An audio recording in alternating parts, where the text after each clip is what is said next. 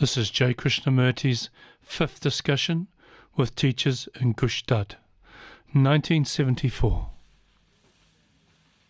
This really began originally, at least at Sarnam. We have had 4 or 5 meetings of those people who are going to be permanently at Brockwood to discuss with them or dialogue or have a conversation with them about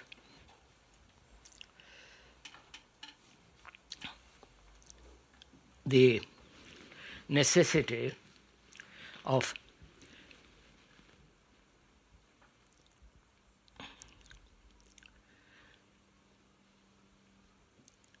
forming a school, having a school where we are concerned chiefly with unconditioning the mind and not turning out glorified bourgeois. That's what we have been talking about.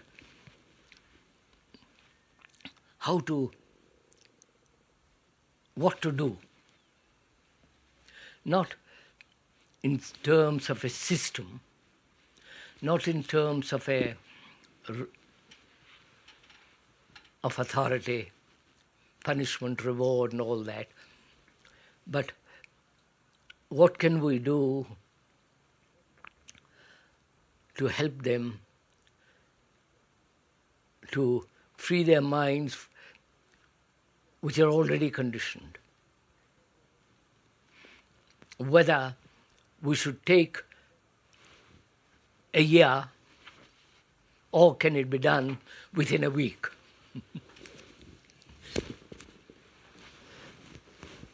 Sorry to turn my back. I don't know what to do. I'll sit here. Sava. That is really the main problem. Right?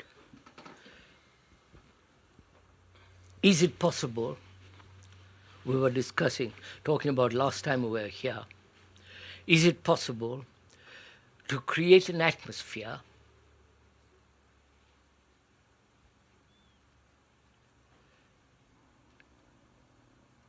so irrevocable that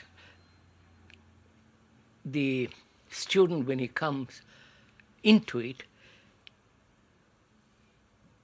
immediately feels the importance of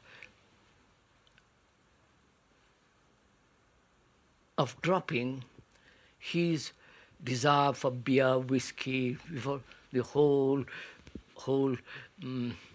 background. Is that possible? That's what we left off.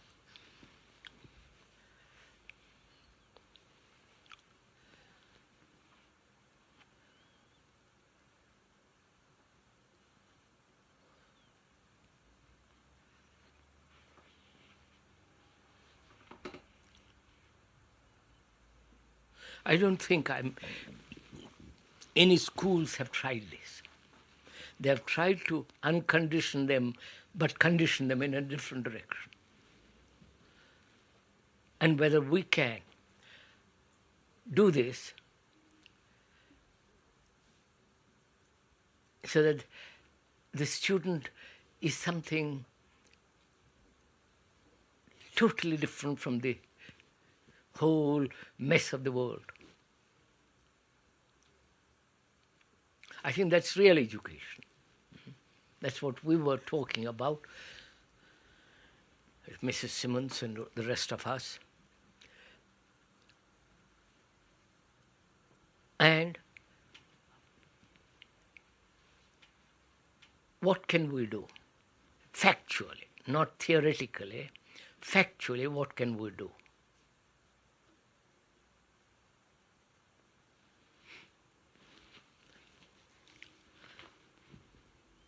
He's a professor from Austria. That's why I'm paying great respect to him.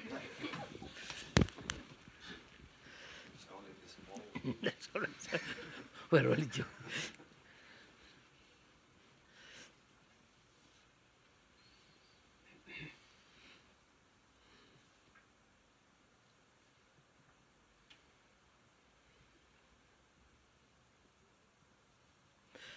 You see, we've got two problems here. The students come conditioned by their parents, by their society, by their children around, so on and so on. That's one problem. And to uncondition them and so on. And to prevent future conditioning. They may be softened. They may be have slightly broken down their conditioning.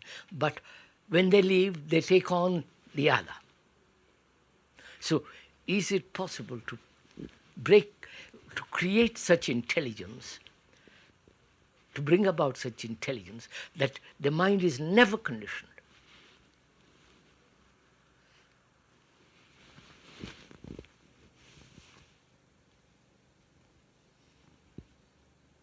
This conversation, so please.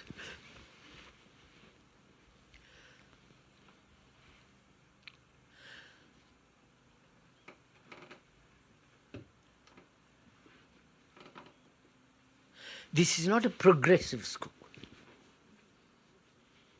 At least Brockwood is not a progressive school. You know what I mean by progressive school, better, all the rest of it. And since it isn't, can we all who are involved in it and have the responsibility for the students, in the very process of unconditioning the student, uncondition ourselves, in the very process of it.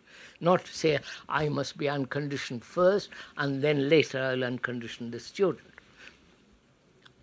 In the very discussion of it, in the very investigation of it, both the educator and the educated begin to see the importance and the necessity of freedom from conditioning. Now, how is this to be done? Not as a system, not as a modus operandi and so on and so on. Can we talk this over?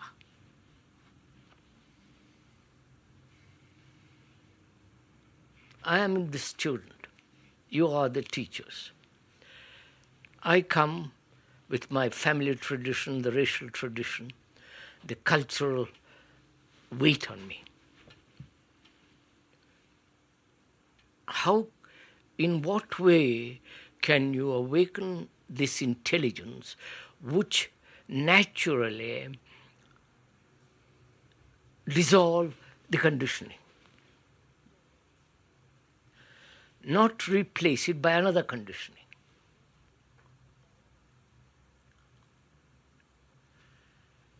I am the student, you are the teacher. What is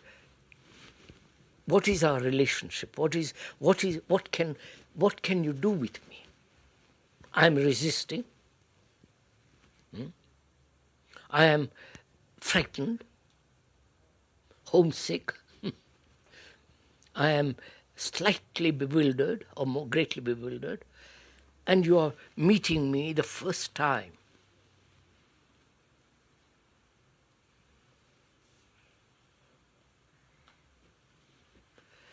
Go on, Sir Lisman. Come on. I may have to take the word. I mean, if you were coming for the first time, I would give you a chance. But if you don't behave properly, probably I would say you better go home if you're homesick. No. My father has sent me. My father has sent me. I can't go home. Because my father says, that's the right place. I've investigated it. and I think they are on the right track. I want you to stay there. There is no question of your behaving, not behaving, and sent home. You are there.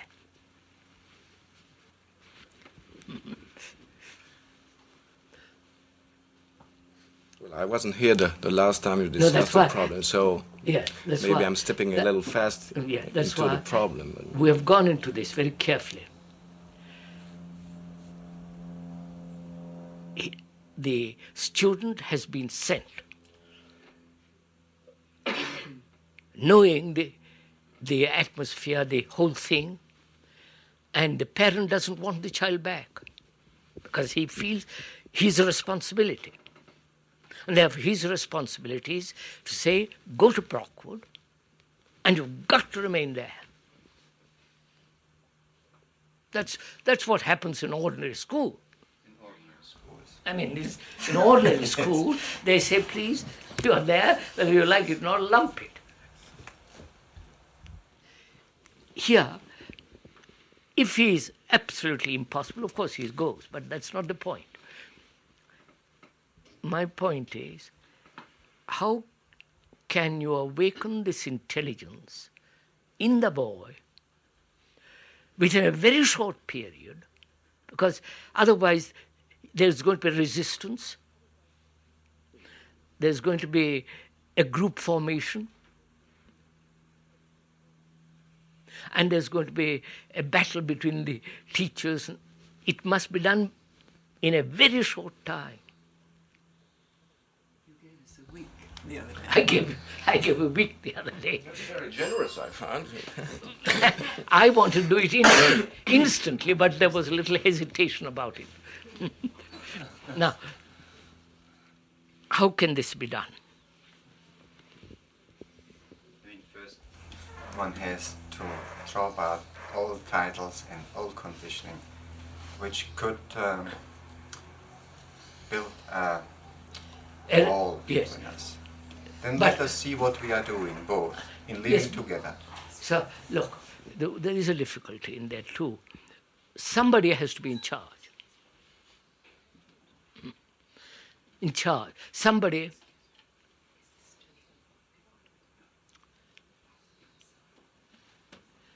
has to be responsible to the government, taxes, to police. You follow? Somebody has to say, it is our school, we are the authority.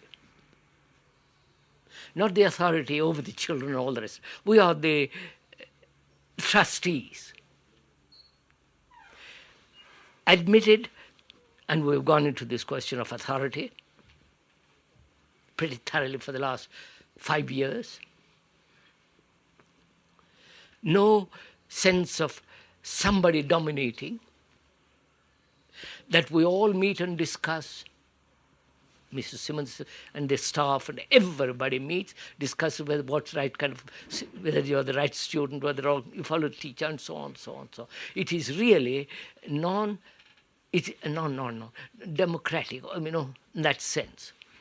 Now, the boy is used to authority when he comes, and here there is no authority, so he bursts.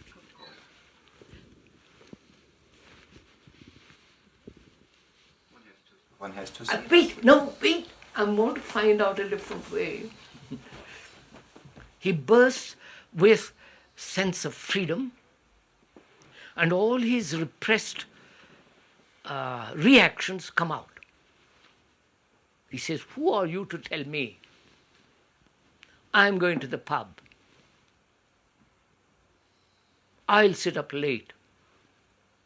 I like that girl, I'm going to sleep with her. If so, sir, everything is going to come out. And what are we going to do? And in England, right, law says if there is any kind of sexual promiscuity in school, the school will be closed.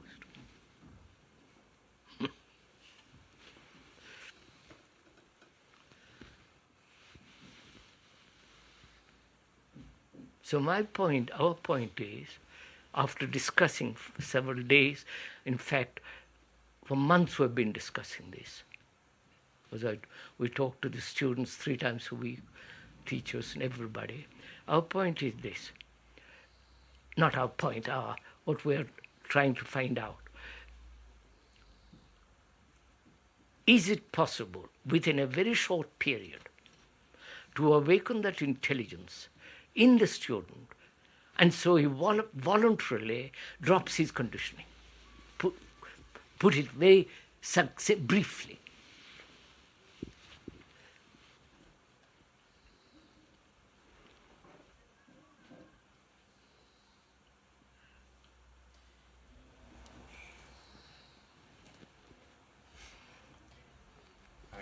It's an abstract construction, of course. What's that? It's an abstract construction. It's not a reality. I'm not sure it's an abstract idea. Huh? Don't you think, Krishna, it depends also of the children who comes with certain, maybe you can right away, obtain this, this deconditioning with some others. Some come fairly fresh. Mm-hmm. Some come heavily conditioned. Some come frightened. All that goes on in a school. I've been, unfortunately or fortunately, been connected for the last 40, 50 years with schools in India and different places. I'm not a teacher there. I go there to preach. But don't you have the same problem when you're preaching?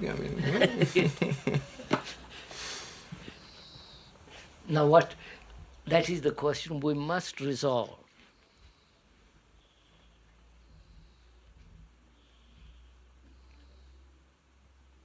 I think there are 2 issues. One is to provide an environment so that learning can take place. Because if the child is at the pub, no learning can take place. There's not of the learning of the kind that you hope to achieve.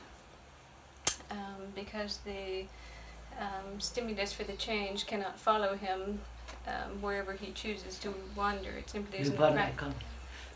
More.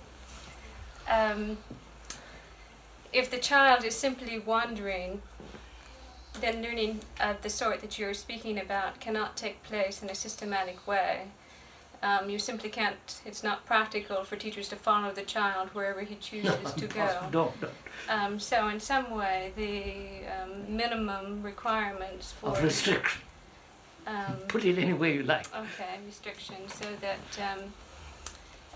you have a beginning point for learning. Look, I'm given a week Yes.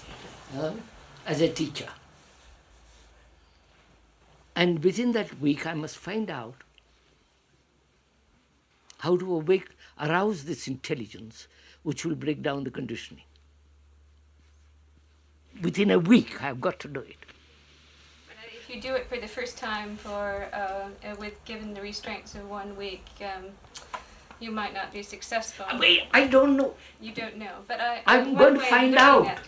One way of looking at it then is that I feel the child learns only by a process of his own behavior. Other people can provide a stimulus. That means I become the example. Not at all. Not at all. The child must for himself assimilate the ideas, work through those ideas in terms of his own view of the world himself. He cannot deal with an example because he cannot live that example. He cannot learn. He cannot I think we are talking of 2 different things. Sorry. Sorry, we are talking of 2 different things. I think this can only be done to the extent that the teacher himself has more or less felt this. No, sir. I'm conditioned as a teacher, and I've got in front of me boys and girls who are conditioned. How am I to awaken that intelligence both in myself and in the student, so that in a very short period the thing is broken? I must find a way. Don't say I don't know. I must find a way. That's my, you understand? That's my responsibility. It's just a word. I think that he feels also responsible in a short time that he's one of the group.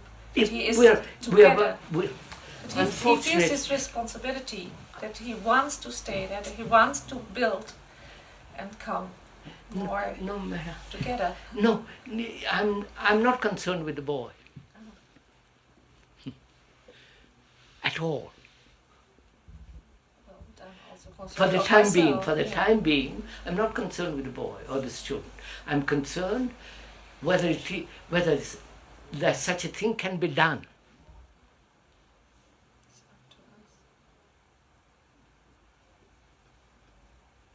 Krishnaji, before we talked about having an environment, a very serious environment, that would be there among the staff when the students came. Look, you are one of the staff. There are half a dozen of us or more in this room who are staff of Brockwood. We've been talking for the last so many months and this time,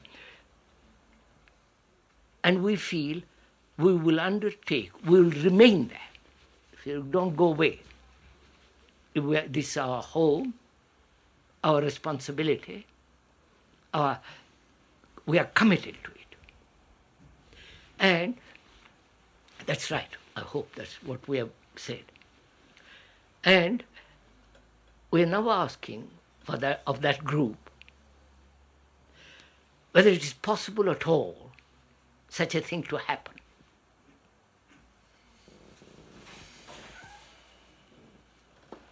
It must happen.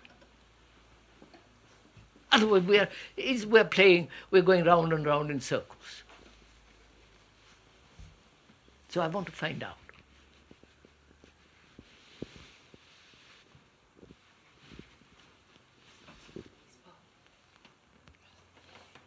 Somebody's car in the way?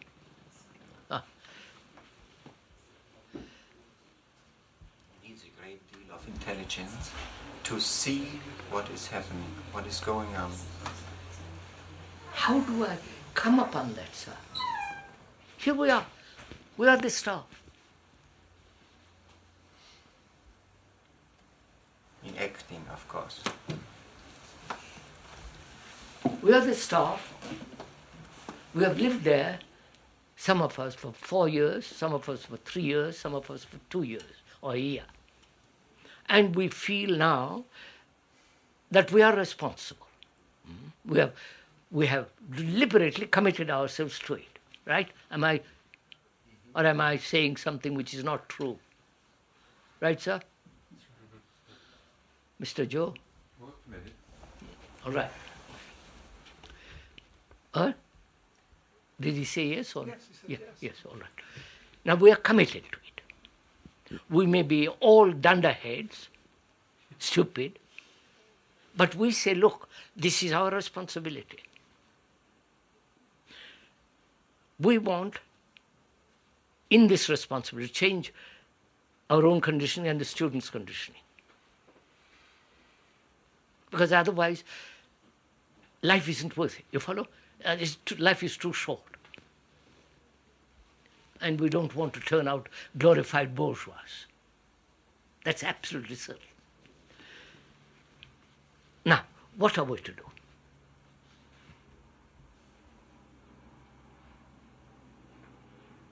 We must find a way. You see, in a very short time. Very short.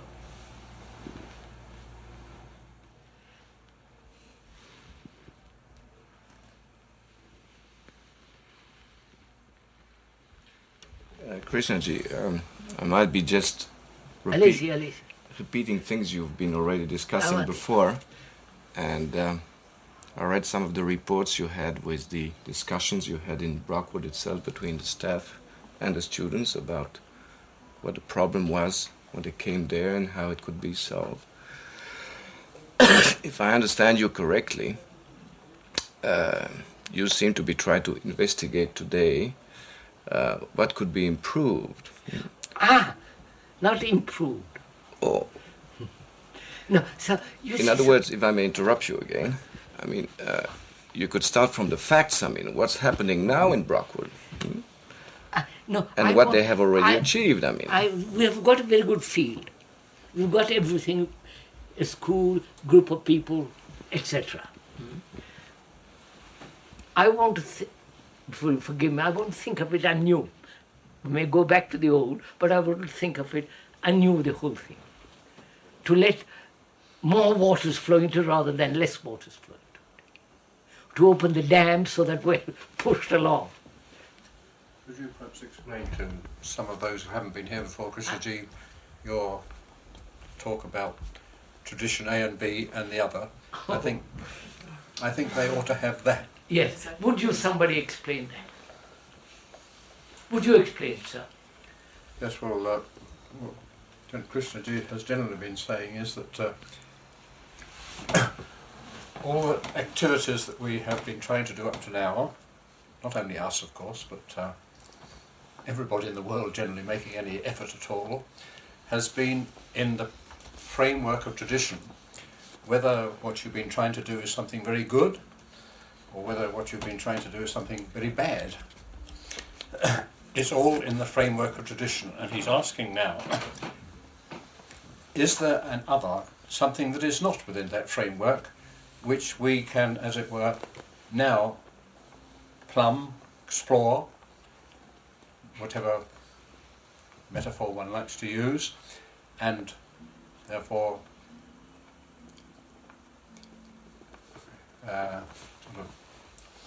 not let loose, but draw on a source of energy which up to now, by the traditional methods, nobody has been able to draw on. I don't know if that's... You understood that, sir? Not quite. It's like this, sir. We have been functioning in the field of tradition, authority, conformity, example. This is good, this is right, you shall do this, you shall not do that. From the concept of the tradition. Yeah, that's, we said all that is the concept of tradition. We have been working there. Some, I'm not saying Brockwood. No, I don't think so. Some of it we probably have, that's not the point. And along that line, there is very little new. Can we leave this line, this bank of tradition, and have come upon that energy which is not this? Drink at a fountain which is not traditional.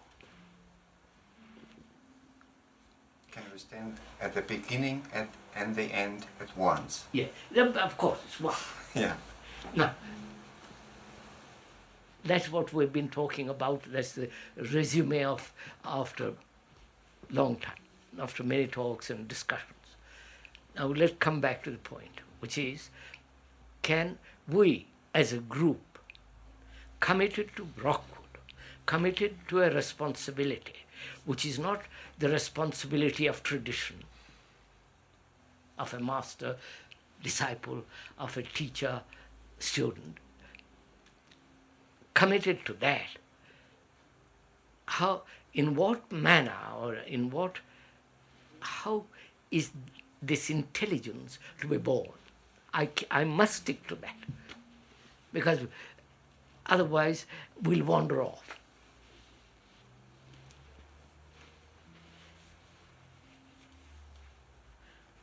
And I feel it must be done in a short time, because the pressure is much too great. The pressure of civilization, the pressure of the families, the pressure of environment.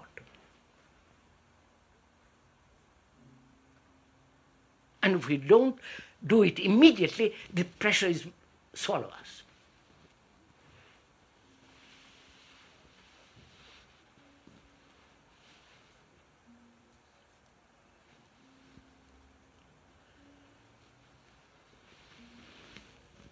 So we were saying, put yourself They asked me, put yourself in that position as a staff member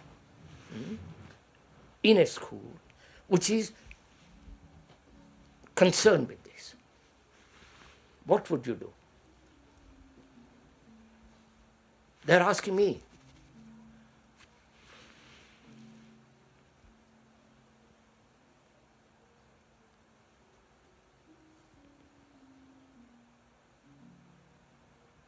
So I said,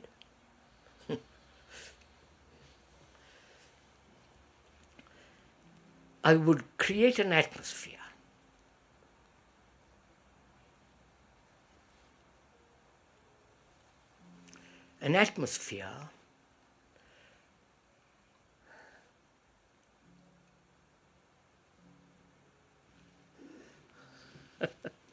they're all waiting for me.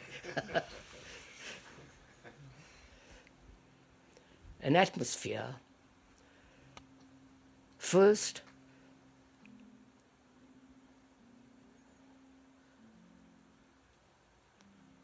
of a complete home.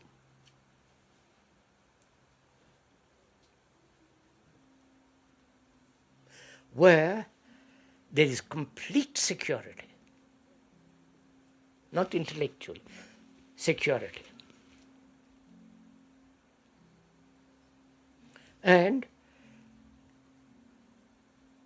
a sense of immovable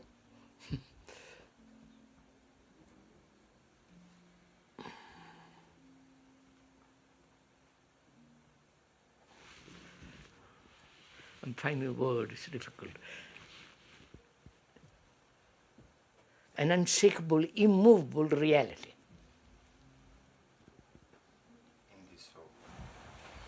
In this home, of course.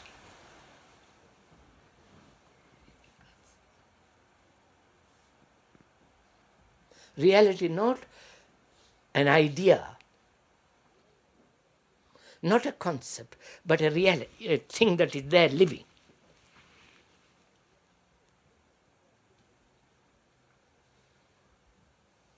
And when the student comes the very first day, whether old or new, he should feel this thing.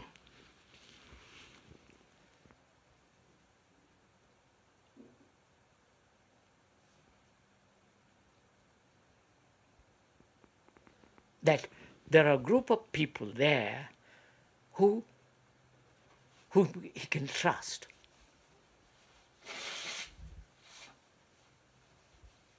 Not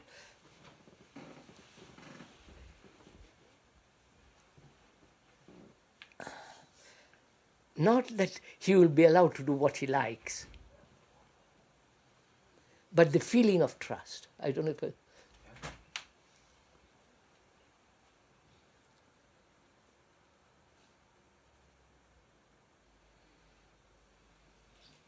and when the feeling is never shaken, that's what I want to get at.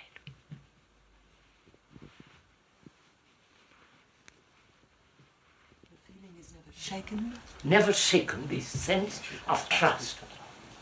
Last time we were asked what we would do in that situation. What would we do when we were faced with the student? And I remember the Yes, high sir. point of your last talk, I'm sure we all remember, is that you said that you wouldn't raise even a finger to help him. Not That's even a right. finger. That's right. What do you mean by that? That the sense But of this there was thing... a little clarity in this matter. To help the teacher or to help the student? No, let's be clear. What did you mean by that? No, wait a minute, I must. We discussed so many things. Ted, that's Mr. Ted. He and I were talking, and we're all talking together. I said, to move from the traditional bank, I wouldn't lift a finger to help him to move from that bank.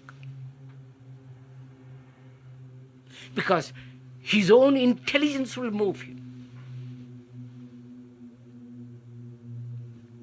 And that intelligence is stable. If it isn't one day intelligent, next day not intelligent. And the student coming into that atmosphere of feeling completely at home, which he doesn't at home, completely the feeling by Joe here are a group of people who seem to be awfully serious, and there is a feeling of, a stability, feeling of not, they don't think in terms of punishment and reward. Is it not the absolute truth in reality at all? Yeah, and they are there. Nothing between them. Yeah, that's right.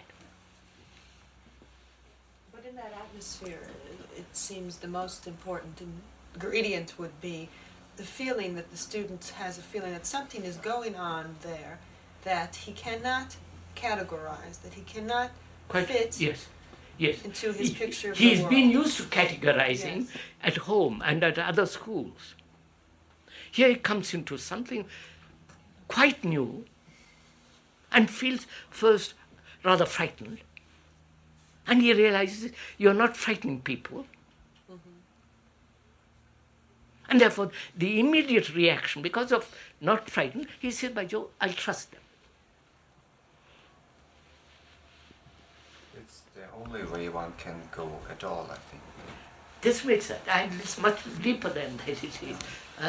And I want also, in that atmosphere, in that feeling, in that house at Brockwood, I don't say it isn't there or it is there, I'm just investigating anew. A sense of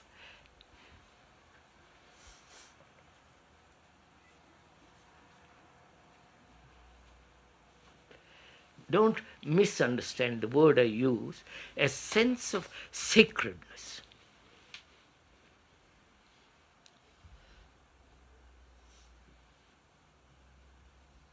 A holy ground.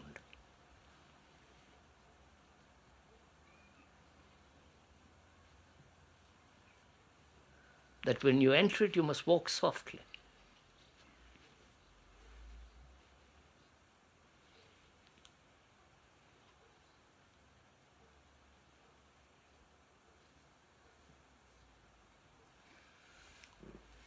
Which doesn't mean pictures, symbols, authority, cross and this and You use this word sometimes. Huh? You use this word holy very often, I think. What you mean? Now, can we create that?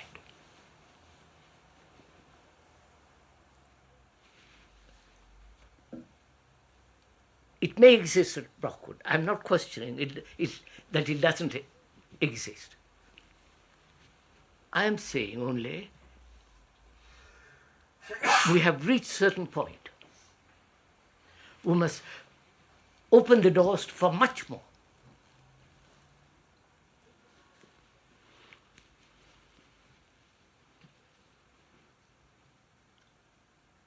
You see, sir, in the old days, at least in the traditional old days in India, the teacher, even now it takes place, take a man I know, he is supposed to be first rank top drum, mridangam as they call it, drum. He lives with his disciples who are learning that. They wash his clothes, they look after him, and though he's married, they go to the market. They are learning all the time. It is a sense of his responsibility and there's a responsibility to him. And he tells them only when they can go out and play public. And it may take 5 years or 15 years.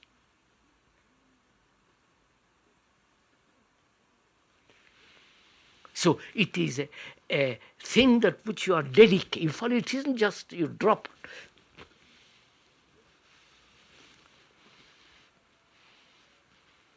Now, come back. Can we, as a group, break down the bank of tradition, because we see because we are grown-up people, not students. Can we break down that bank in ourselves and therefore think totally anew?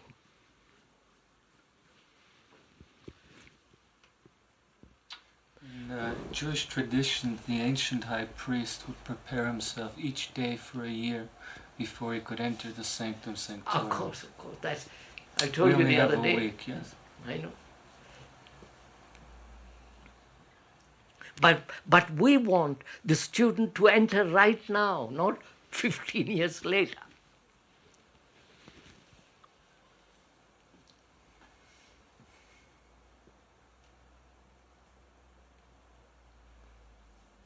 So that is our problem, sir. And we have got to solve it. We've got the ground, the house, all the environment, beautiful environment. We've got people who are capable, who can run it, who can look after, who are different qualities and all the talents and all the rest of it. And we say, for God's sake, let the waters flow much more. Not that they have not flowed before, but now let the waters of the ocean enter.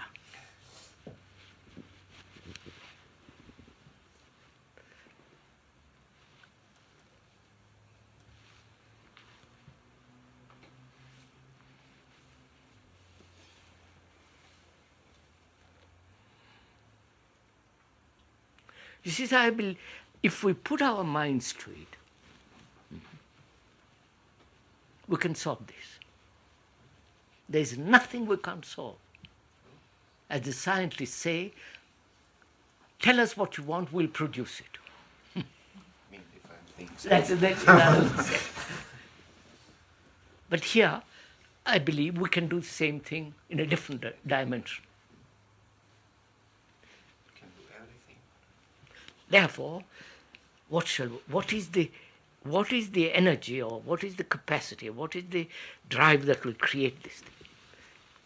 You did give one analogy or simile in describing the fact that we are all, as he put it, on this bank, say as a river. We're on this bank where these two things he spoke of, good and evil, which we all know and live in. We live in this level of what he called A and B, good and evil. And usually that emanates from people, am I right? And we usually act and speak and think and everything from that. He said if we saw that totally, and thereby were through with it, we would be on this other bank. And from there, you spoke of teaching. From there, if we are there, because of having seen this, then we are living in that, and that is the quality that you wanted the student one of the meetings feel. is.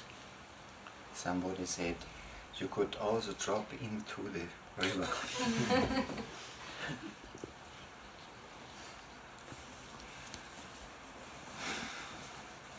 The child must be on the other bank before. There is no learning bank. begins. That's only the simile. That's a simile.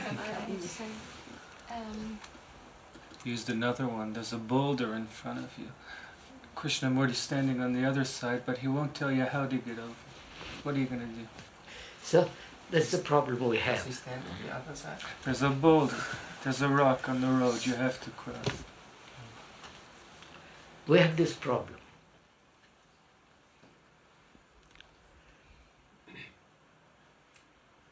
Although you said this morning that one shouldn't try, but act, I mean, even in a case like this. That man, sir, he was saying, if I remember rightly, standing up there, he said, I've tried to meditate, whatever 2 million times. And I say, you can't try the meditation. I went to that. But in a case like this, I mean, even without discussing about the exact meaning of trying or not trying, I mean, isn't it in the course of acting that you can... Look, what am I to do? I've got half a dozen students in front of me. I'm conditioned, they're conditioned. Mm-hmm. Perhaps I'm not so conditioned because I'm a little older, a little more thoughtful, and they're mindless, merely reflexive, reacting. Now what am I to do? Well, that's the real problem. I mean, I'm not going to make it a problem. Well, yeah, I think you have to do as you're going on. No. I'm not going to make it a problem. I'm not going to sit down and say, my Joe, what am I to do? Think it out, rationalize it, draw out a plan, follow it. I'm not going to do that because that doesn't work. No, but don't you have to do it? I mean, wait, I'm going to find out. Okay. I say, thinking it out won't operate. No, sir. Right? No, I agree. Then what am I to do?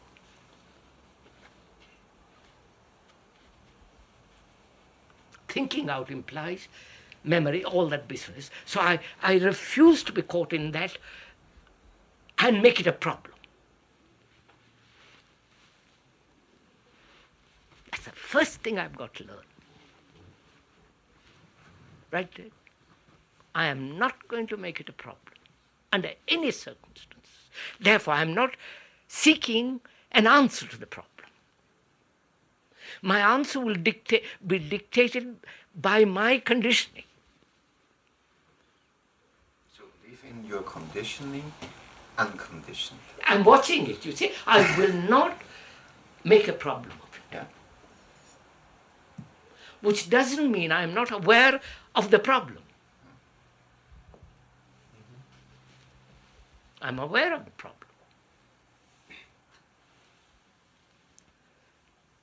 So what takes place?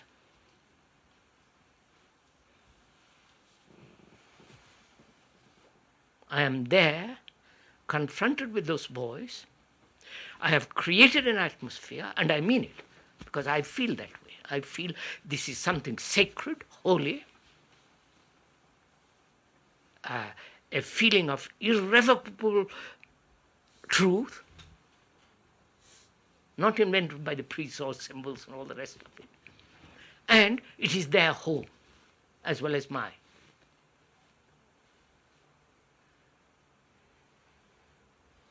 After creating that, I create it in the sense I'm living it. It's born out of my mouth, ears. And he comes. He brings the problem. I don't bring the problem.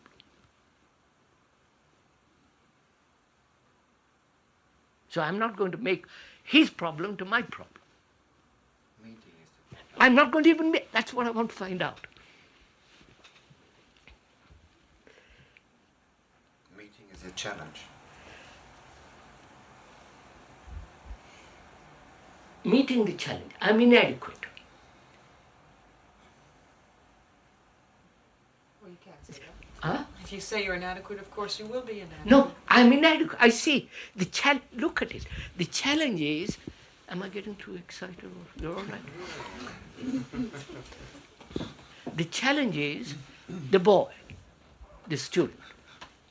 And I am not totally unconditioned. You follow? I'm still conditioned. I've got spots, blind spots, all the rest of it. I will respond to that challenge inadequately, bound to, and make it a problem. Because my response, which is inadequate, is going to create a problem. Right? I wonder. So I will not respond to the challenge. That's our problem. I mean, therefore there is no problem in the sense, no. What am I to do? If I don't respond to the challenge, what has taken place in me? Fear. And no. There's no communication. Wait, I don't know. Wait, I'm going to find out. No fear. There's no question of fear at all because it's home and it's my home. Maybe I misunderstood you, Krishnaji. You're saying that there's a challenge, the student, I'm inadequate. If I don't respond to that challenge, what I was saying was that then I'm not meeting the challenge. No, sir. No, I'm saying being conditioned, or half conditioned, or little conditioned, my response to that challenge will be inadequate. Right. The inadequacy of the response creates the problem. Yes. But if you realize your inadequacy, you've removed the problem. Wait, I'm asking. So, I discover in the challenge my inadequacy. I don't know. Therefore, I don't respond according to my inadequacy. But the challenge is going to create the action. I wonder if you got it, eh? You see what I mean? But the challenge may take the form of an action on the student. Yes. A direction. He'll begin to smoke. Right. I don't want to deal with details here. He'll begin to smoke, drink, or swear, or whatever he does. Now, how am I to act knowing my inadequacy, you follow?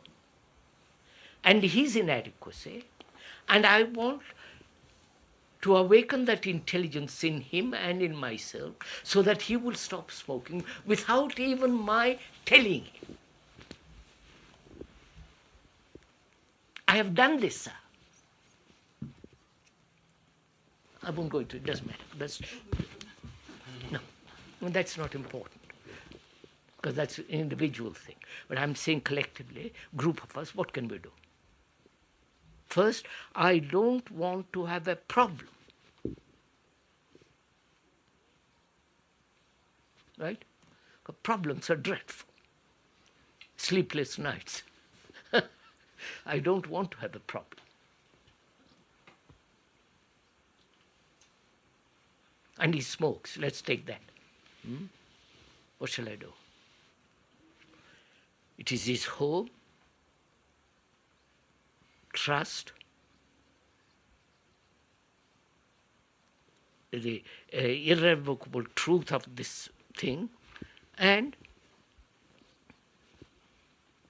I feel he is in a sacred place. I feel all that. I've created that. Now he smokes. What shall I do? Make a rule. Make a rule.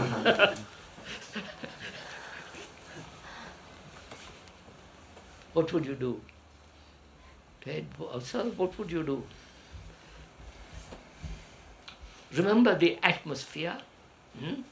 That is tremendously important.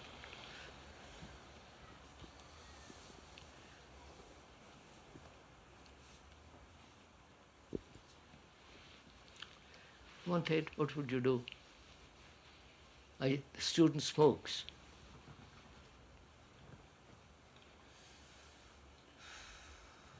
How to awaken his intelligence? Well, I can see coming very close to him with that particular, that specific thing of his smoking. Now, what his response will be that week is very hard to say, but I don't want him to have response of denial. You denying that. Right. In fact, I would guess that even if he got a strong understanding from our being together when he was smoking, he might what would be a seed. Ted, I don't want him to feel that he's doing something wrong. Right. No. Wait. Or that what he's doing is right. No. I don't want him to be put in a position of right and wrong, which is the tradition. Right? So what am I to do?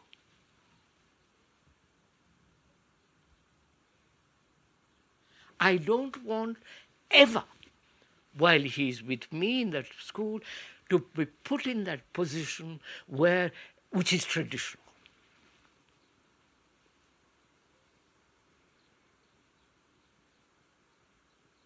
Don't do this, do that.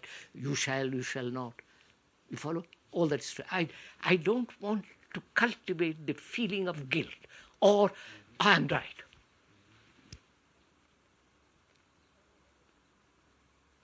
How will you do it?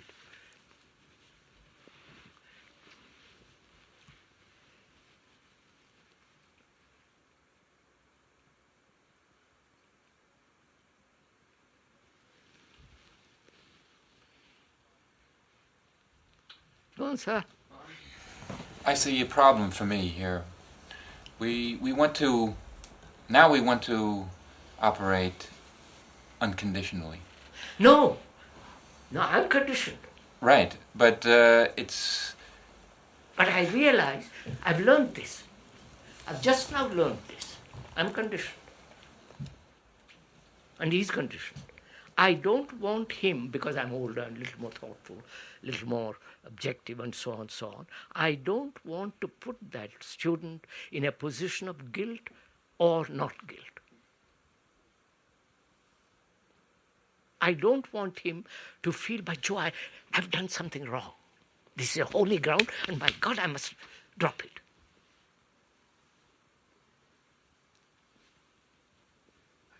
The difficulty in this is, it is not enough for a short time. And sometimes it happens that a student forgets it in a certain atmosphere. That's it's not enough. That's of not. course. It's a difficult. Now what am I to do?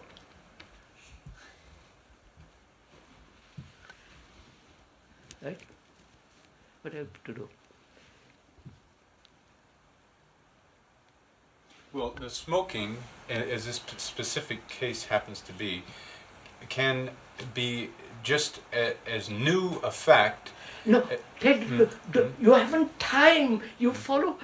You haven't time to discuss all this with the chap. No, not discuss. Look, maybe the same thing. Take me. I smoke. I'm a student. You have created this atmosphere. You have worked at it. It's your blood and everything is there. And I come in and begin to smoke. So if you feel that atmosphere, would you smoke? I would, because I'm just come from the ugly world of tradition. I've just come in there and I take it for granted. So I may not smoke in front of you, but go around the corner and smoke. Staff might too, you know. Huh? Staff might too. Staff might too. I'm saying, of course, anybody might. Now, I'm saying, what shall I do? Sir, it seems to me that it's a non-communicable transmit. You're asking us to communicate the non-communicable. I think we can come. I'm going to do it in some ways. You're going to put it into words? I'm going to. Am I sitting up straight? I don't know yet, but we shall find it. We shall find it. We shall find it. I must find it. When a question arises, a question that is inherently in the order of things, here the words fail, we're at the boundaries of words. It's not wrong, it's just clearly not the thing. No, sir. That communicates I've itself learned now. one thing. It's not a problem to Yes. me. And I've learned another thing. To see that the smoking is not a problem to the child, to the student.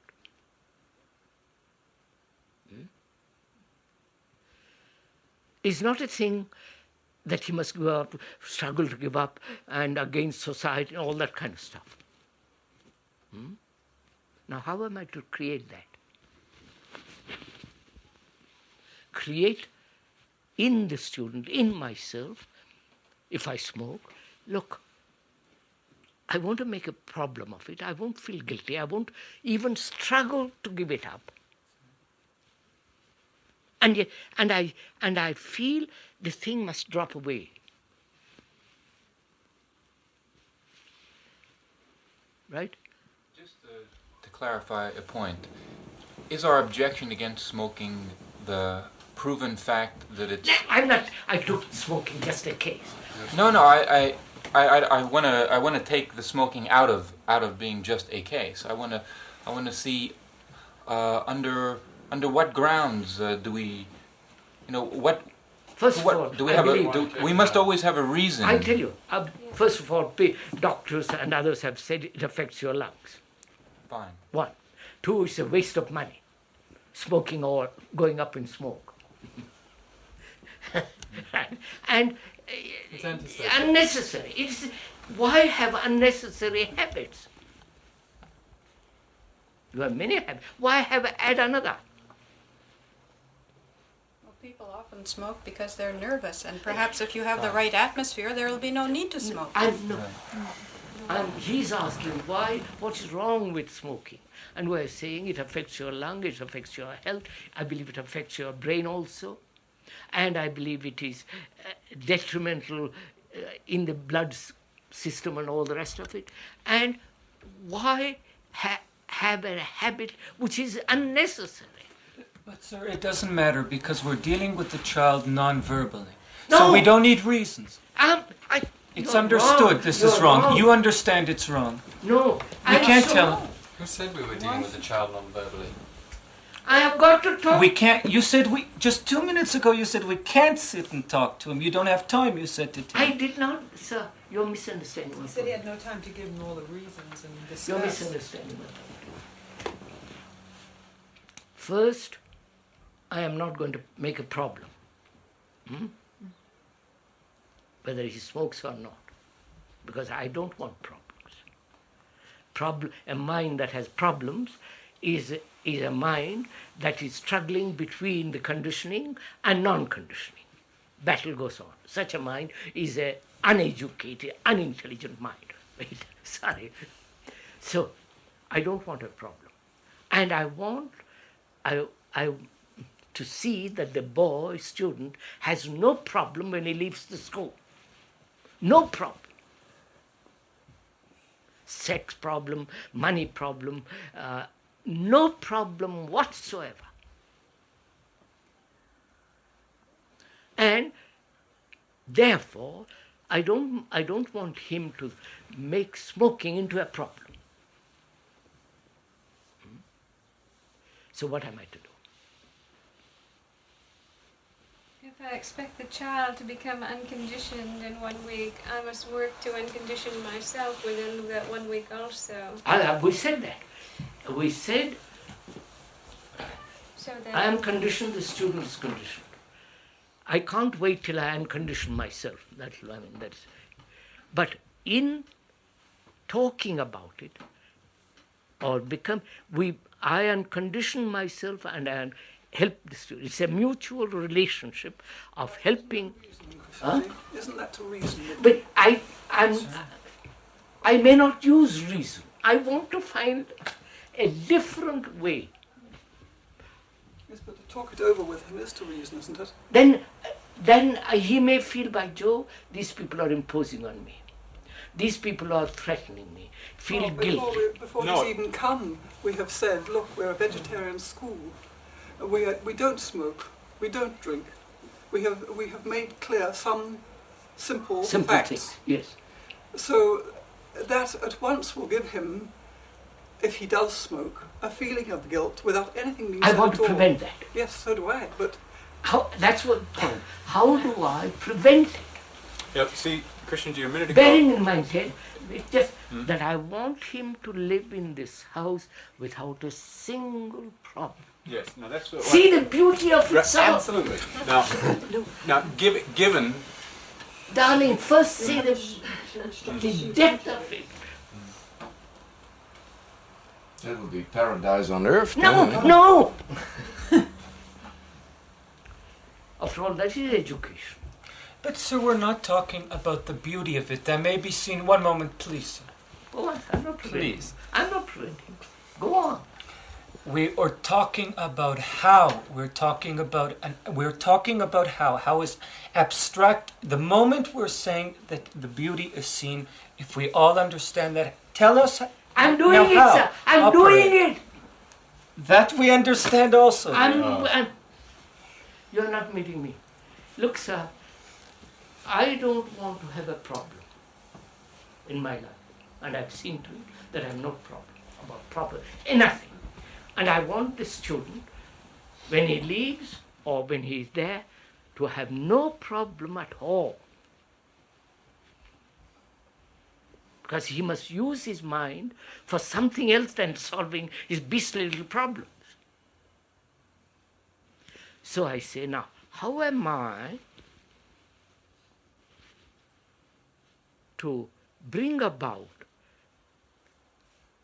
a mind in that boy who smokes, I'm taking that as an example, don't jump on it, and not feel guilt, or that say, oh, I'm so sorry I've smoked here, and then feel inwardly guilt. I don't want to create that in him. Wait, now what am I to do? This is what action. What am I to do?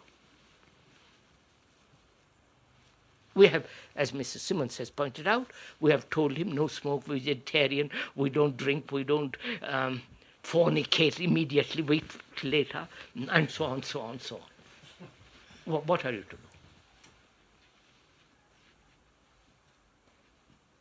What am I to do?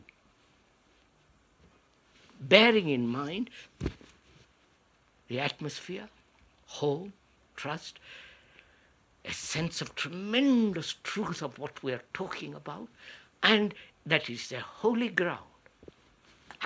To me it is a holy ground. You follow, sir? And I want, so that is the atmosphere. What am I to do? I mean, first thing is smoking mustn't be even forbidden. And that's because, wait, we'll leave that for the moment. He smokes. Well, I want to find out what you will do. As I go through my own process of deconditioning, I can perhaps generate energy and excitement which I can share with the student. I don't want to share. You see, You're propagandizing him. So. I don't propagandize. I don't tell him that this is what he has to do at all. I share the excitement. Please, if I share with him, You have a we group. I'm already become the example. No, you don't need to. Ideology. Just a minute, lady, just a minute. I won't lift a finger to help him. Because all the people have helped him before. The parents, the priests, the government, I won't lift a single finger to help that boy. That is irrevocable truth. And he knows it the moment he enters the house. You don't get the truth of that's what I'm saying.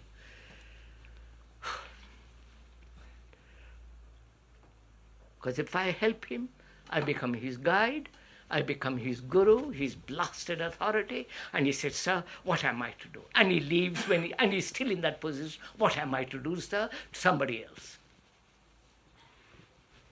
So I don't want to be an example. And yet, he's my responsibility, because I'm the teacher there. I'm part of this group. And I say, my God, what am I to do? Right? That's what I see to do. What you just said. What am I to do?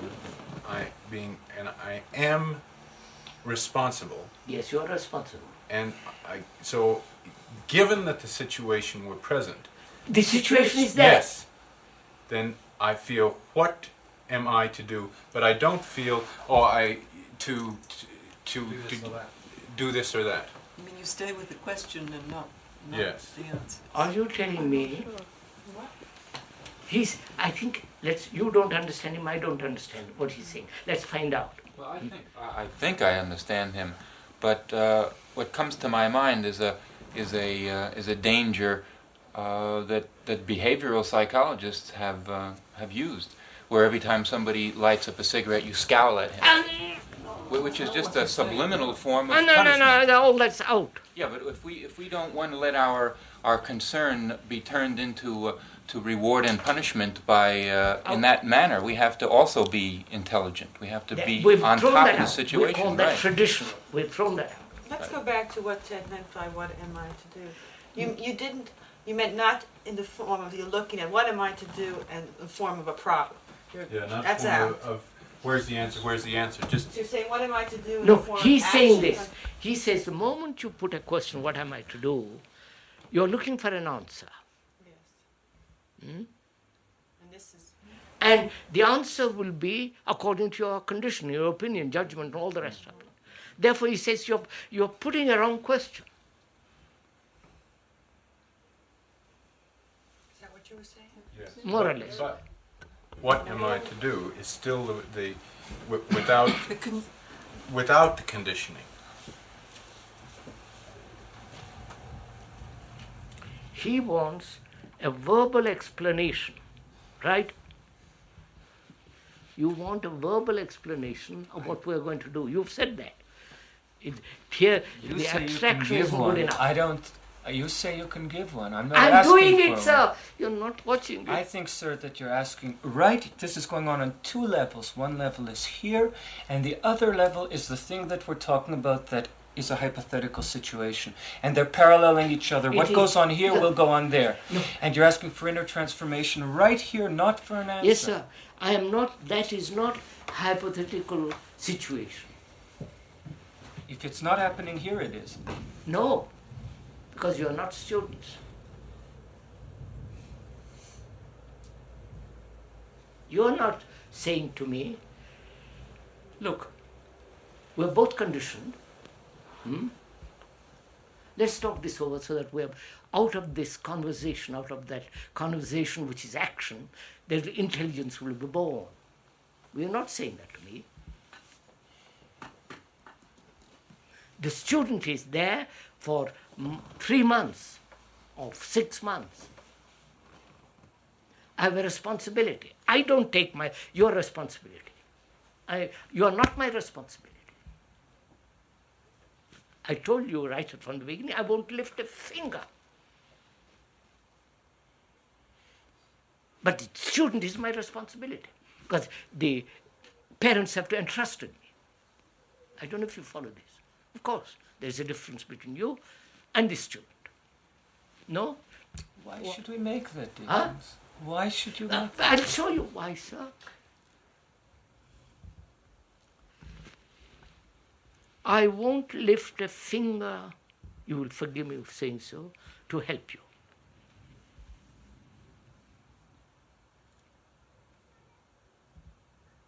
Right? In lifting a finger to help you, intelligence is not going to be born in you. Therefore, I won't lift a finger. That is an absolute truth. Right? Now, when you see the absolute truth of that, you see it, what happens to you? Either you go to somebody to help you or you say, my God, this is something, you follow, you are awakened to something real. Right? Yes. Have you awakened to that reality? God, don't ask me that question.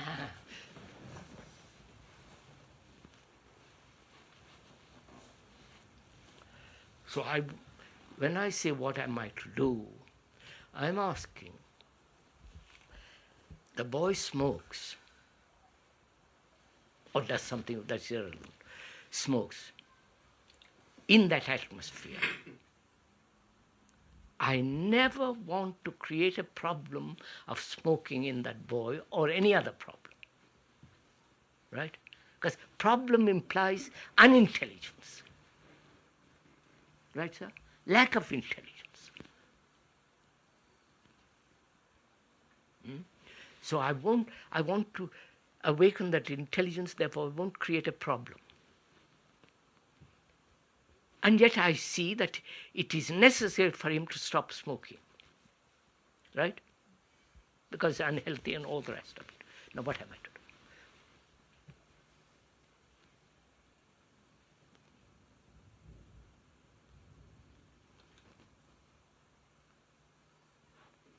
I notice as one remains with that, what am I to do, that the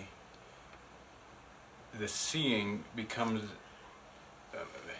more expanded, more total,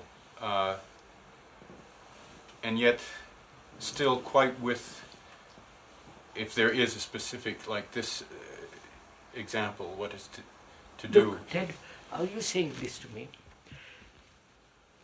Do you see the importance or the truth that you won't lift a single finger? Yes. Wait. Yeah. Do you see the truth of it? Yes. I mean, not yes. Irrevocable truth of it. A burning truth of it. Not missionaries go out to India, you follow, cut out all that out. Do you see? It is an act of lack of intelligence to say, I'll give you a lift. Exactly. Right? If you see that, what will you do? I'm just saying, what will I do right now is just expanding. No, darling, you don't see it. What takes place in your mind when you see this absolute truth of this?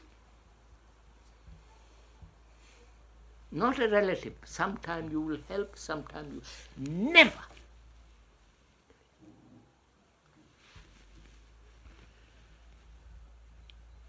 And your conversation with him will not be a conversation so that he will be helped. Follow all that's implied. What takes place when you see this reality? The priests have done it, the missionaries have done it, the fathers and generations of fathers have done it, the local teachers have done it. Follow, everybody has said, we'll help you to become what we are. When you see the reality of that, then you're operating in the other bank. What has happened to you? Not if, not when. When you see this irrevocable reality, what has happened to you? I mean, you put the boy in his own feet, on his own feet. No, poor chap, I'm not concerned with him. But you are doing this then. I am doing, sir. I don't want If you don't lift a finger, you put him in. I'm not putting him in anything. Do listen, sir. I am not. There is this atmosphere. And I will not have a problem in myself about the boy, about anything in life.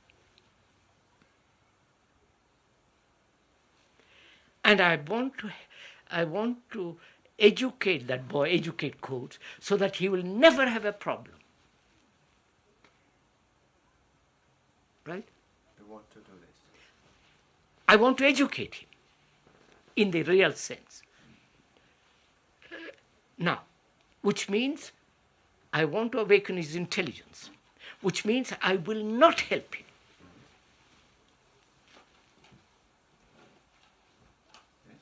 Now, what has happened when I see that truth of that? To me, not to the boy yet. I will talk. I'll discuss with him. May not even point it out to him. Because then it'll become a problem to him and say, oh my God, No traditional. I'll talk about many things. About smoking this, I'll talk about anything. Well then how does that differ from... It's not coming from the tradition. Well, to paraphrase, it's to help without the helper. Yeah, that's right, sir. To see that the boy has no problem, to see that he's not going to receive a single help from me. But you're pointing out about... No, I talk to him. I won't even use pointer. I will talk to him about everything. That's irrelevant. Please leave that. I said, my question is, the boy is not my problem now. My problem, the boy is not in question. The question is, when the mind sees this truth, this burning truth, the reality of it, this unquenchable thing, what has happened to the mind, to my mind?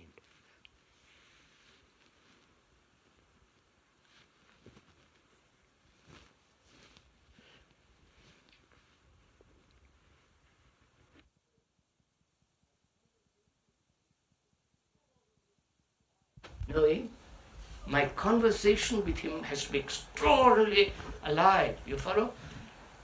That I don't slip by saying, talking about smoke, how wrong. I have to be so alert, so careful. Not intellect, because I have seen the truth of that, that's going to make me care. Why? You have to. Because that perception of that has made me alive, aware. There's no me, no. I won't even put me. I don't. Because I have seen, the mind has seen the truth of that the truth of that makes my conversation with the student non-guilty, non-rewarding. No motive to it. No, you follow? Therefore he catches something. Oh, come on.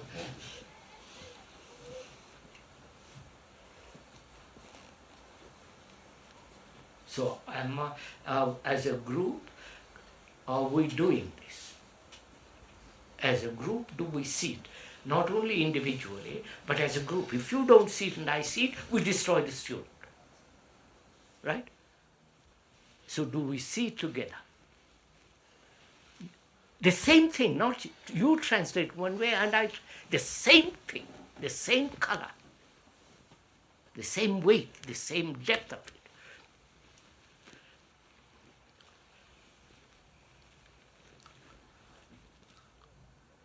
Sorry, sir, to be involved. I'm very happy not to be a teacher, because... Oh, yes, you're a teacher. Oh, don't bother, you're a teacher. Well, I'm only a father, that's all. That's good enough.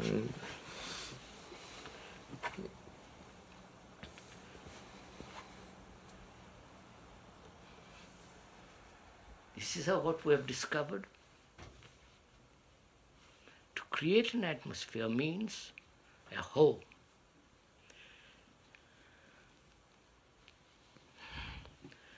A place of complete trust. And a home, a place where we are very, very serious people. We may laugh, we may play, but we are deeply serious. Not in the church sense or none of that. And this place, wherever we are, is sacred. That is the atmosphere. And I don't want a problem. I never had it, I never will, personally. And if I had a son, I said, for God's sake, find a way to live in which you have no problem about wife, children, money, nothing. And he's my son, and I'm sending it to you.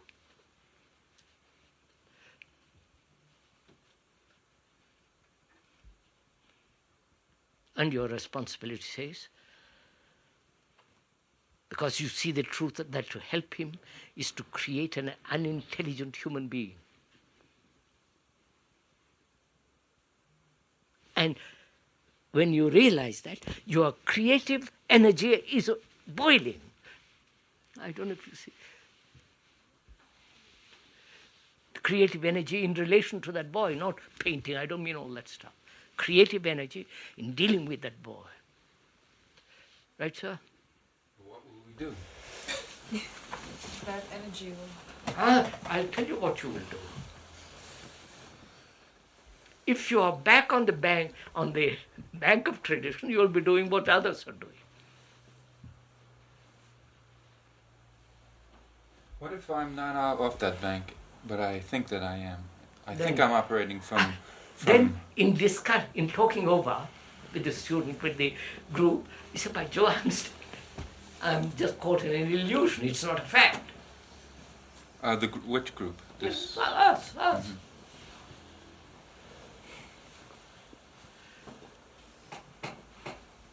Because I don't want to be living in an illusion. Sorry. Because illusion will prevent me from being intelligent. I don't want to have an illusion of any kind.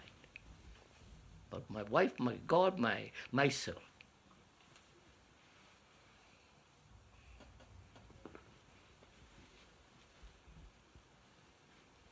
Krishnaji, if really, I say we, although I'm not a teacher, if we are really in that state of mind, we'll be so alive and so creative, whenever something comes up with one of the pupils, don't you think that automatically, one will find the attitude of which... Of course, that's what all I am saying.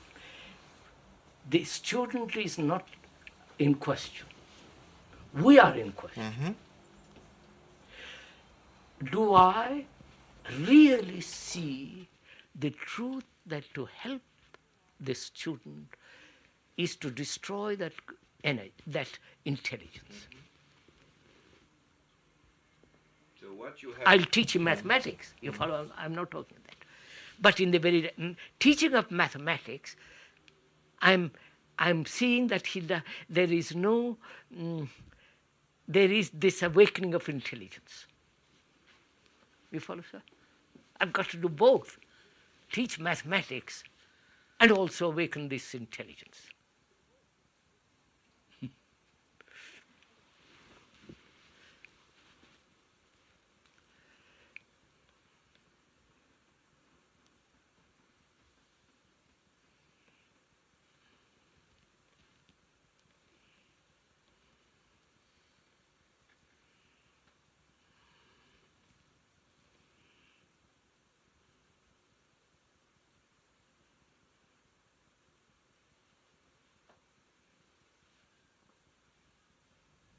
You see, Ted, we all have to see this thing together.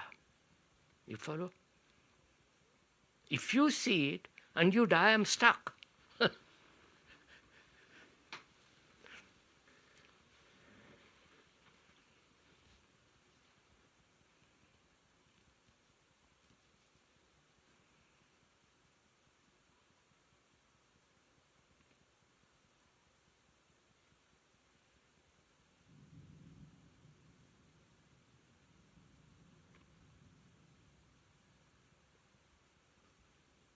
You see, as he was pointing out just now, is creation something at the given moment? Not having that feeling and then translate that feeling into paint, or in poem or in whatever it is. You follow? Is the moment is the given moment that creation takes place.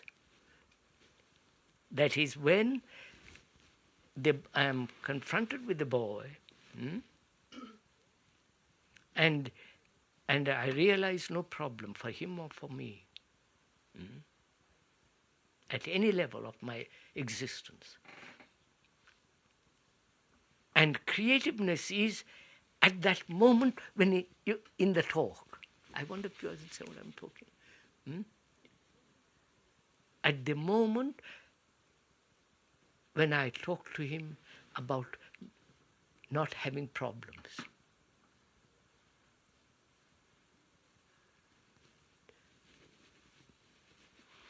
Not that I preconceive how to put it. I don't know if I'm... Preconceive a pattern which I want to translate to him. You follow? The intelligence is operating. Yes, yes. You see, that's why do I see that the bank of tradition, A and B, is really out of my system.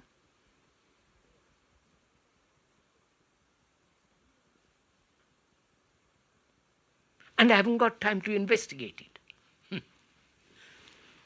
Then that means analysis going through all kinds of idiocies and all that. Have I left that bank?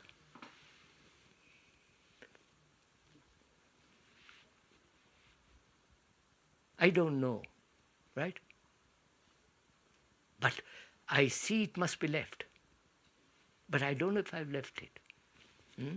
But very quickly I'll find out. In talking with you, because I'm open to it, because my urge is to leave that bank, really leave it, not without motive and all the rest of it, to leave it. And I don't know if I've quite left it. In talking with you about something, I see it. I see I've not left it. Therefore, I'm awake, I'm alive to discover. Therefore, I'm never saying I am out. I wonder if you get this, what I'm talking about.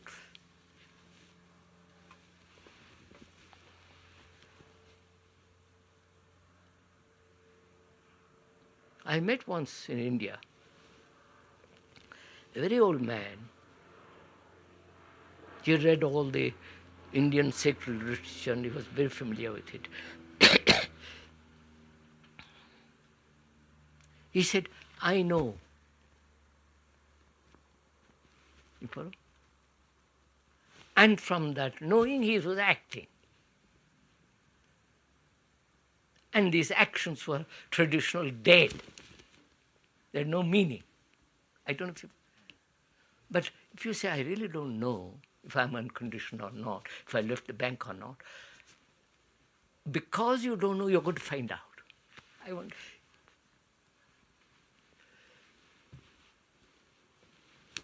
Haven't I talked enough?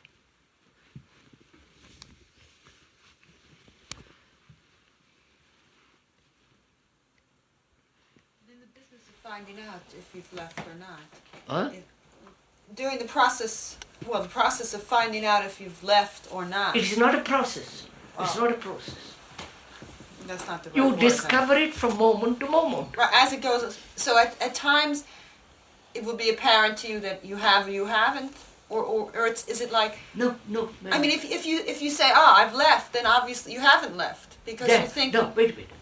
I'm asking myself, there is this bank of tradition in which I've lived. And I see what it has done in the world, what it has done to human beings, what it has done to children, and so on, so on, so on.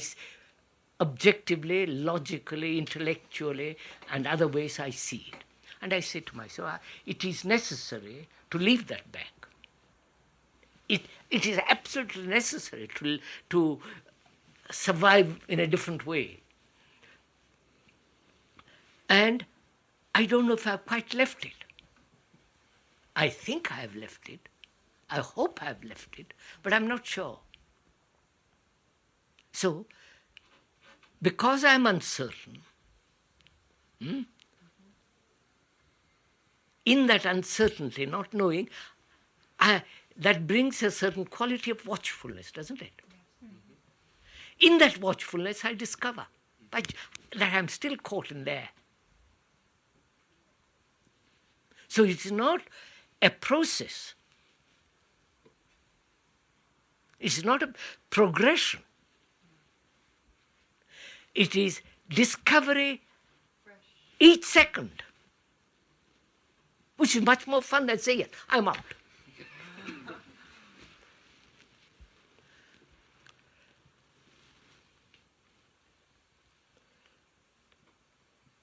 So I meet that boy.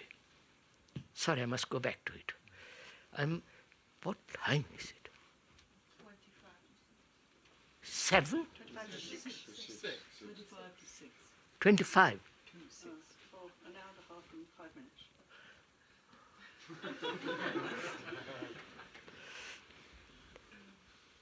He comes into this atmosphere. He has got problems. And you have told him, we don't smoke, we are vegetarians. We don't kill birds with slings and arrows. And we've already made an image in his mind. Guilt or saying, by Joe, what a nice people these are, they don't smoke. Which is rare. And together we have created this real atmosphere, not a verbal atmosphere, but a real thing, right? Home, trust, not lifting a single finger. And that it is holy ground. And I mean it. I feel that way anyhow. I mean it. Now he comes into this atmosphere. What am I? And he does things which are unclean. Does things which he thinks maturity, because he thinks he's mature, should be done. You know, all that. I want to talk to him. I'm going to talk to him. When I'm teaching mathematics or geography, I'm going to talk to him. I'm going to talk to him also other times. And during those times, I have got to, that intelligence must operate so that I talk intelligently, so that he gets the smell of it. Right, sir?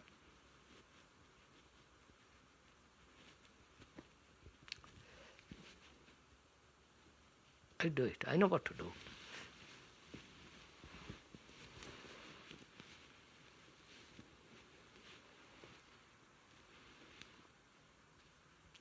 Because I am quite clear. Nobody can show me anything else. That's no problem for him or for me. And to have no problem, you must have the highest form of intelligence. That's my only concern.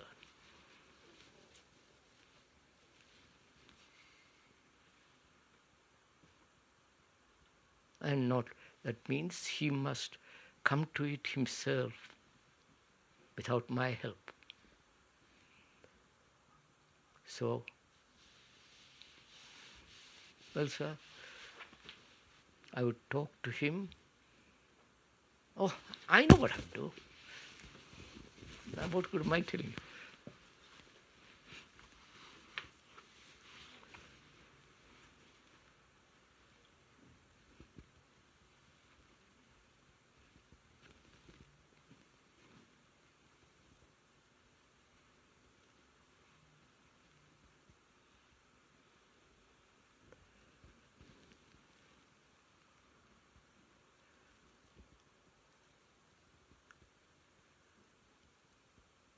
First of all, sir, the place is beautiful. You've been there, haven't you? The place is beautiful, which is necessary, and somewhat isolated, which is necessary. And a group of people who are really very, very serious, who have no quarrels amongst themselves, who have literally no opinions. Right? Oh yes, sir. You and I can't have an opinion.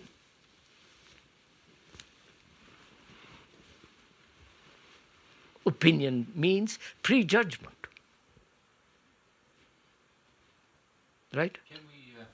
Could we hold an opinion without holding it? Why should I burden my mind with opinions? Well, I mean an opinion on how do we proceed from this point to another point. I mean, we have to at some time make a plan. We have to organize. Making a plan, organize, that's different. Yes. But if you have an opinion and I have an opinion, what to do? What takes place?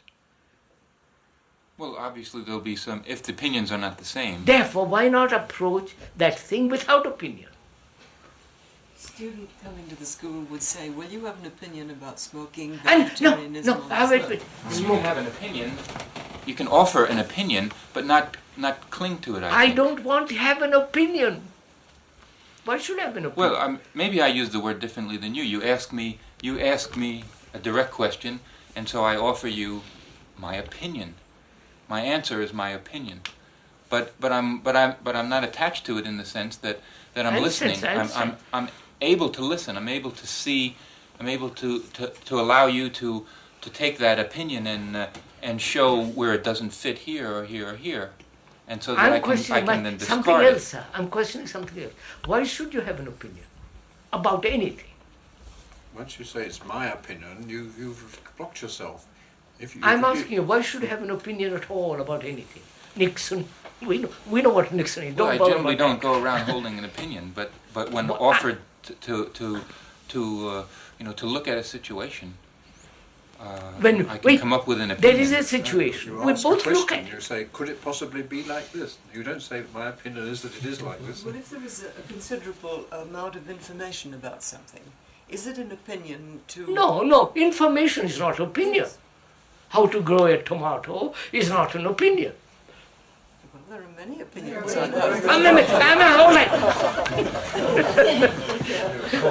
I'm caught there. Let's talk about one. I think that's often the difficulty in which there's no problem when the direction is clear. It's the gray areas are the ones in which we don't have sufficient expertise. Here we are, a group of people.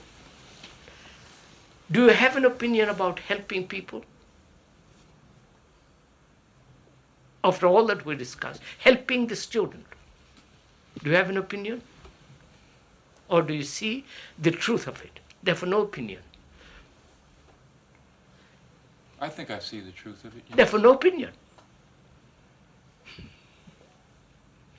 Logically, you're caught. Well, you picked the easy example. That's good enough. That is the most difficult example. Perhaps one could have a dialogue about something and yet not an opinion. That's a little better. I am questioning, why should our mind be burdened with opinions at all?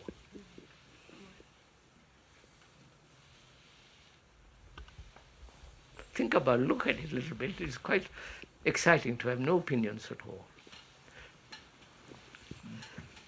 Now,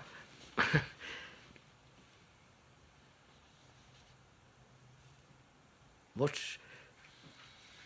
takes place between the student and me when I'm firmly fixed, when the mind sees the absolute truth of that, and I'm a teacher of history, mathematics, doesn't matter what it is. And how am I, in teaching mathematics, awaken this intelligence? I've got to teach him mathematics. He must know mathematics. You must say, why should he know? Without mathematics, your brain, etc., etc., etc. He must know mathematics. Now, how am I to teach, in the teaching of mathematics, to awaken that intelligence, which will have no problems?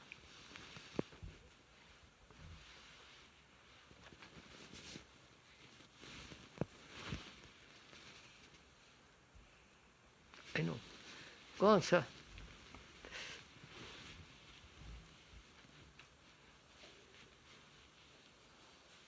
My chief concern is in the class of mathematics is not mathematics. Right? Right? That's not my concern. I'll teach them. That's not my deep concern. My deep concern is the other, is the awakening of intelligence. And however, in the teaching, I'm going to see to this happens.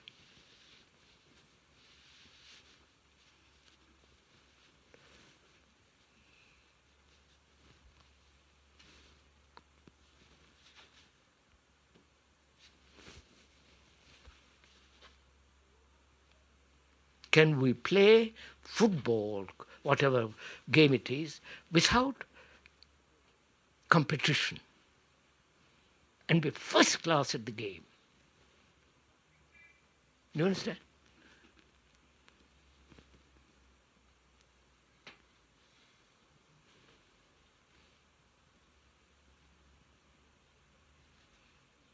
So we've got such wide field, you know.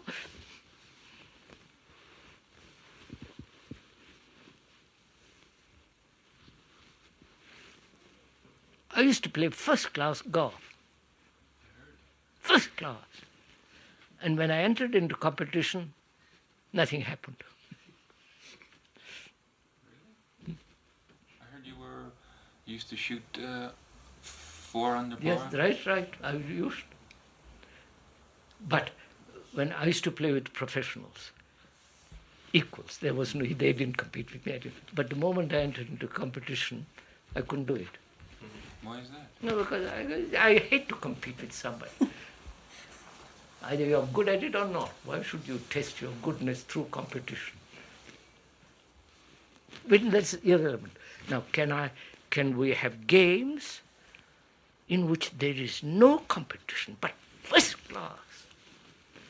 That's the time when the students get most excited and react most. Of course, competition, of course.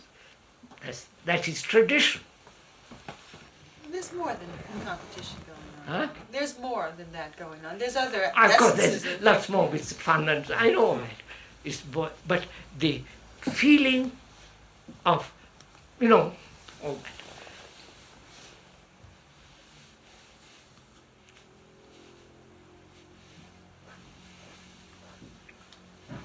And can we point out something for the first time, once, and never again? So the boy says, right, sir, I've got it. And try all this. Not try, do it.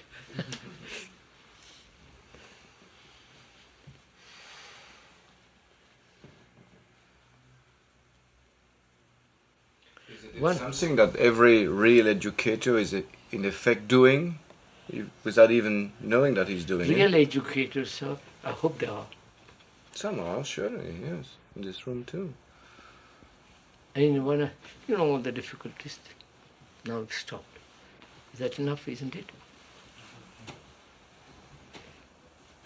Mrs. Simmons has got a tremendous problem. No, not a problem. Tremendous responsibility.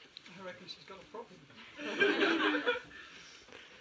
There is the government on one side, the police on the other, the parents, the students. No. So it's quite. The trustees breathing down one's neck. Huh? And the trustees breathing down one's And the neck. trustees watching her. local community. And I come along and say, this is all, look, move, break, let the waters flow in. And so, yes, get drowned. But, so she says, my God, where am I?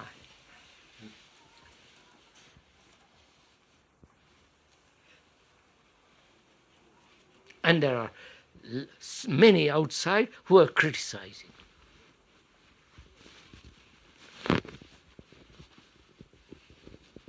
So, sir, the thing is not easy, you understand? It isn't just something you start and say, well, I'm sorry, it's so difficult, I'm going to close up.